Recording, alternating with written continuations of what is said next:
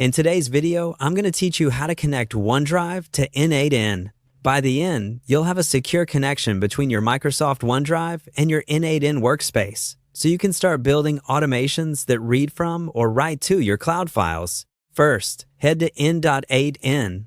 Open your N8N instance in a browser and sign in. This can be the cloud version or a self-hosted setup. The connection process is the same. Give the page a moment to load the editor so you see the workflow canvas.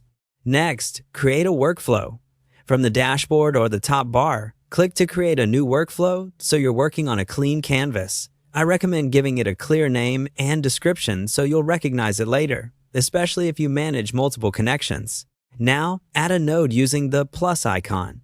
On the canvas, hover where you want to begin and click the small plus button. This opens the node panel and a search field. You can also use the Add Node button in the left panel. Either path brings you to the same selector. Search for OneDrive, then connect to your account and complete the approval. In the search box, type OneDrive and choose the OneDrive node from the list. The node will appear on your canvas with fields to configure it. In the Credentials or Authentication section, select to add new credentials. Click Connect or Sign In, and a Microsoft window will open. Choose the correct Microsoft account, whether it's personal or your organization's work or school account. Review the permissions requested, then approve to grant access.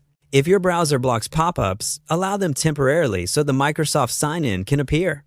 If you're using a corporate account, an administrator may need to approve the app before you can finish. In that case, request consent and return to complete the sign-in. After you approve, you'll be redirected back to N8N, and you should see your new OneDrive credential attached to the node, often indicated by a green check or a connected status. Give the credential a helpful name so you can reuse it across other workflows without creating duplicates.